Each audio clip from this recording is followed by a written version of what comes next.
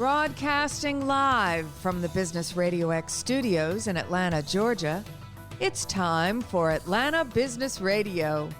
Brought to you by OnPay, Atlanta's new standard in payroll. Now, here's your host. Lee Cantor here, another episode of Atlanta Business Radio, and this is going to be a good one. Today we're going to talk about a recent report that's come out, the Roadmap to Diversity, Learning from Atlanta's Small Businesses. This report was put together by the folks at Synchrony and at Bloomberg Media Studios. Today from Synchrony we have Michael Matthews, and from Bloomberg we have Edward Adams. Welcome, gentlemen. Thank you. Thank you, Lee. Now, before we get too far into things, Michael, tell us about Synchrony, mission, purpose, so our listeners can get an idea of why this was so important for you to get behind. Yeah, so Synchrony, we are a financial services company. We've been around 6 years, but we have over 80 years of existence. We used to be part of General Electric, GE Capital, and we're located in Stamford, Connecticut. And we are into financial solutions, from credit cards to private label to medical procedures. We do it all. But one of the things that we are most proud of is our diversity and inclusion strategy. It's an integral part of who we are. And I am the Chief Diversity Officer here. So my job is to make sure that 100% of our employees can bring 100% of themselves to work 100% of the time, and in an environment where they're not only just accepted, but they're appreciated. And so that's something that's one of our core values, and it's in everything that we do. So happy to be here. And Edward, can you talk a little bit about why Bloomberg decided to get behind this specific topic in the world of business, and why specifically Atlanta? Sure. Well, Bloomberg Media Studios is the branded content studio of Bloomberg Media. And our role is really to help our brand partners like Synchrony try and craft and disseminate the messages that are important to them. And Synchrony came to us and said, look, we care about the small business diversity space. That's a passion point of our company. It's one of the principles that we're founded on. We just need ways to sort of communicate that. And so we crafted this Roadmap to Diversity report, and we focused in on Atlanta for a very specific reason, which is that Atlanta has been more successful at promoting small business diversity than any other city in the country. Among the nation's 10 largest metro areas, Atlanta ranks first in terms of the percentage of Black-owned employers, with about 6.6%. It ranks second after Washington, D.C., in the percentage of female-owned employers, with 22%. And the vast majority of Atlanta's women and minority-owned businesses are small businesses, which we define as the U.S. government does, as companies with 500 or fewer employees. So it seemed to us that Atlanta should be the focal point for us. And what we've tried to do in this report is craft something that all small businesses around the country can learn from the lesson of Atlanta. So now, were there any surprises? Well, there were some. We actually did an exclusive poll of small businesses, both employees and owners in the Atlanta area. We surveyed 100 of them, and what we found was 87%, almost all of them, believe that diversity and inclusion is an important part of a business's financial success. That's something you hear a lot about when you talk about big businesses, how diversity helps large corporations earn more revenue, but you don't often hear it about small businesses, and something that we found to be true again and again in the course of our reporting. We also found that about 60% of the people we polled believe their own companies should be doing more to promote diversity and inclusion in their workforces. And I think that's evidence that Atlanta's long time work on this area has been improving the diversity and inclusion metrics in the city. Now, Michael, as Chief Diversity Officer, how does in your job, how do you build in diversity as part of the culture, diversity and inclusion specifically? And also, how does it permeate into the kind of the working relationship you have with your clients? Because I'm sure your clients represent that same diversity that you're trying to, kind of work on within the culture of your company. Well, I'll start with the second question first. To your point, many of our clients are smaller businesses themselves, and we work with them not only in offering financial solutions, but also in a range of topics and supporting them in a range of areas to help change what's possible for their businesses. We know that diversity isn't just the right thing to do. It's also a key economic driver. So there's mutual interest on both sides. And so by partnering with organizations like Bloomberg, we can help provide some of these positive success stories and address some of the pain points they have. And because it is, to your point, woven into the fabric of what we do at Synchrony, a lot of the stuff is easily transferable and easy to partner with them on. So at Synchrony, for example, we have a program which we call ADT, which is Advancing Diverse Talent, which we look at, we use data analytics methodology to look at representation and the opportunities for our company on an annual basis. And that helps us create and execute strategies related to diversity. And so those are the types of methodologies and tactics that we share with some of our small business partners. Now, you mentioned that diversity isn't just the right thing to do, but it can also be an economic driver. Can you talk about specifically, like, are there stats that back that up? Like, everybody feels good and it sounds good and everybody, has that mission statement on the wall. But is there kind of data to support that fact that diversity is kind of a quality of those fast-growing or growing companies? I think there certainly is. We spoke to dozens and dozens of small businesses in the Atlanta area for this report. I'll give you just a couple examples of ones where diversity paid off in terms of the bottom line.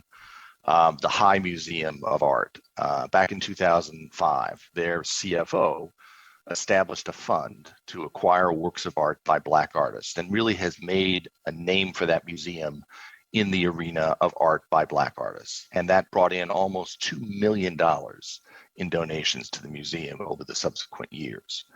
Or there's the Choke Construction Company, a small construction company in the Atlanta area. The training manager there launched an online course to teach managers Spanish so they could communicate with Spanish-speaking crew members. Not only has that improved construction site safety, as you would expect it would, but it's also reduced injury costs, and it's certainly bolstered morale at the company. Those are just a couple of examples where I think we've seen that diversity isn't just good for people and communities, but it's also good for business. So now in the report, there's the information. Is there kind of maybe some actionable next steps that companies can take? There are a variety. In each one of our articles, we always have some actionable steps that readers can take to try and duplicate the successes of the small businesses that we speak to. I think that one of the things that we hear a lot from small business owners is that it's hard to find qualified, diverse employees. A good example of that is we spoke to the founder of something called the Patrick Law Group, which is a 7-attorney corporate transactions law firm in the Atlanta area. And the recommendations that we heard for her to try and overcome that challenge was to make her business more a part of the diverse community in Atlanta. In her case, it meant participating in events at the Majority Black Bar Association in Atlanta, so that as the advisor to her put it, so that you can show up where members of the diverse community are showing up. There was also a recommendation that she reach out to recruiters who specialize in placing candidates of color as another means to try and reach her goal. And those are things that any small business could do to try and find more qualified, diverse candidates. Now, is there anything that companies can do to attract more diverse customers? Sure, absolutely. In fact, we spoke to a company called Classic Vision Care. It's an optometry practice up in Marietta and Kennesaw, Georgia. And we had the diversity expert Damon Williams, who's the founder of the National Inclusive Excellence Leadership Academy in Atlanta, give them some advice about how to reach a broader customer base. And he suggested connecting to diverse consumers in ways that make them feel valued. In the case of the optometrist, he suggested doing free vision screenings in economically vulnerable schools. And he thought that could build brand equity as a company that's concerned about diverse consumers. Now, Michael, can you give some advice to other maybe chief diversity officers out there? What are some things that folks can be doing to maybe open their eyes to some unconscious or subconscious biases that they might have as an organization? Of course. Probably one of the main tools that we have in our toolbox is our, we call them diversity networks, or their employee resource groups, as they're more commonly known. We have 8 at Synchrony, and they're really the foundation of our D&I culture. With more than 60% of our employees are engaged, because at Synchrony, we have the plus sign, so you don't have to necessarily demographically fit into a box, but you can have passion or want to be affiliated or support a group or be an ally of such. And so that allows you to participate. And us having strong partnerships with our diversity networks really helps us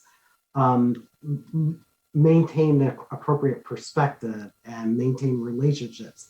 They help drive and inform our diversity strategies in terms of what markets to touch base in and to plan, and what kind of relationships we need to establish or maintain.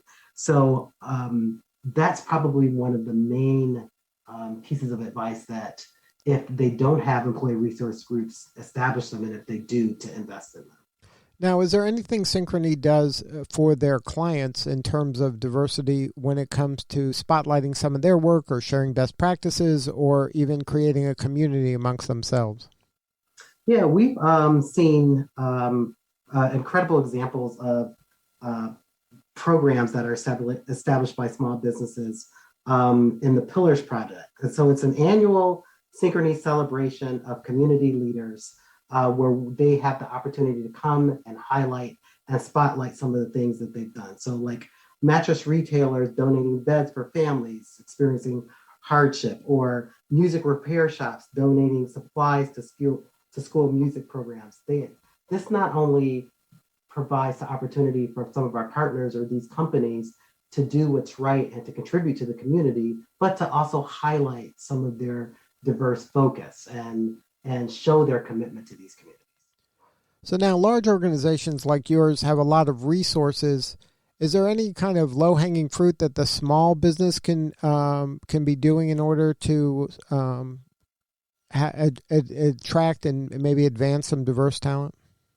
Yeah, that's a great question. When I think of small businesses, I think the one thing that they can focus on is making sure that they are hiring from the neighborhoods and the communities for which they serve.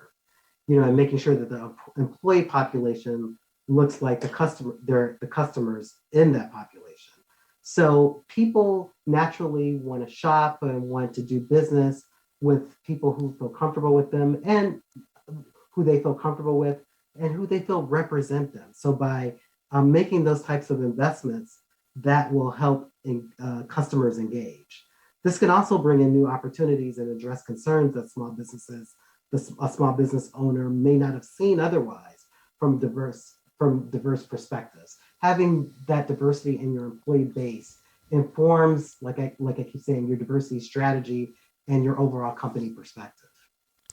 Now, is there any advice of how our listeners, or how the people who get their hands on this report, how to best use this report? Like, how would you recommend they use the report once they get their hands on it?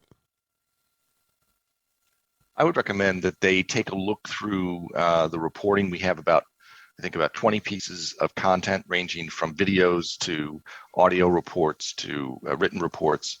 And take a look for the kinds of companies that represent them. We have a wide selection of small businesses in the Atlanta area represented in this report.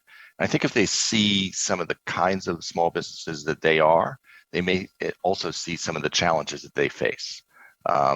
Really, the challenges that were faced by these Atlanta companies we talked to are not that different than the challenges faced by similar small businesses in Iowa or Montana or California or New York.